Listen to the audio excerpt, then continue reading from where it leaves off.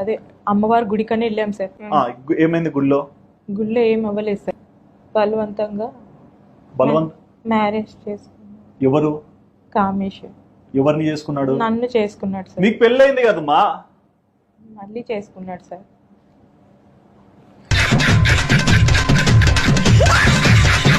I'm married sir. I have 2 children. మీరు English లో చెప్పినంత మాత్రాన ఇంటెలిజెంట్ ఫెలో కారు. తెలుగులో చెప్పినా కానీ నాకు పెళ్ళైంది, 2 పిల్లలు ఉన్నారు. మళ్ళీ తర్వాత ఏం చేసినారు? వాళ్ళ అమ్మోళ్ళ ఇంటికి వెళ్ళాం సార్. ఎవరు అమ్మోళ్ళ ఇంటికి? కామేష్ వల్ల. కామేష్ అమ్మోళ్ళ ఇంటికి ఎందుకు పోయినారు? మా ఇంటికి వెళ్ళలేదు సార్. తాడాడ పడేసి వెళ్ళిపోవచ్చు కదా మీ ఇంటికి. నీకు పిల్లలు లేరా? ఉన్నారు సార్. మరి వాళ్ళ కోసం బతకవా? తల్లివి కదా నువ్వు. అవును సార్. మరి ఏంది నువ్వు చేసింది? వాళ్ళ ఇంటికి పోయినాక ఏమైంది? ఇంటికి వెళ్ళాక ఇదేంటి మా ఆయన పేరు ఎత్తాను సార్. నేను మా ఇంటికి వెళ్ళిపోతాను, మీకు ఇది కరెక్ట్ కాదు, మిమ్మల్ని నమ్మి టెంపుల్ కని వచ్చి. ఇంటికి పోయినంత వరకు బాగా కూర్చేంటారు, ఇంటికి పోయినాక ఆయన గుర్తొచ్చినారా?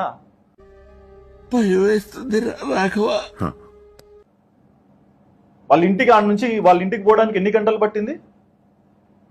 నాకు అటు సైడ్ ట్రావెలింగ్ తెలియదు సార్. మరి వాళ్ళ ఇంటికి పోయి కూర్చున్నారు, ఏమైంది మా? ఏం అవ్వలేదు సార్. మా హస్బెండ్ రామా పుత్తకోడలా అన్నారా?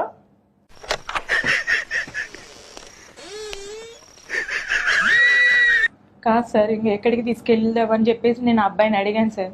అడిగితే వాళ్ళ అమ్మతో మాట్లాడితే, నాకు పెళ్ళైందమ్మా, 2 పిల్లలు ఉన్నారు, నీ కొడుకు చేసిన పని ఇది, మరి నేను ఇంటికి వెళ్ళాలి, ఏంటిది అని చెప్పి నేను అడిగాను సార్. గతం మర్చిపోయినా అని చెప్పాల్సింది తాడి కట్టినప్పుడే.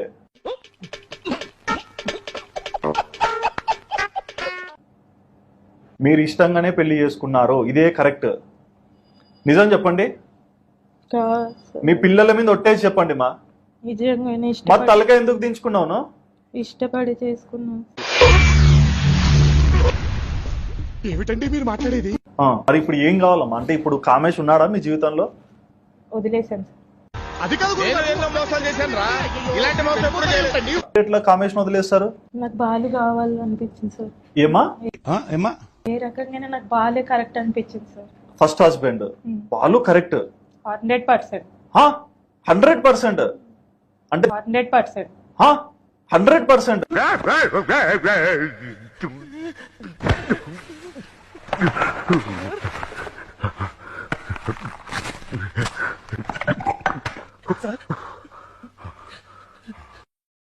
అంటే దీనిలో నీతి ఏంటమ్మా?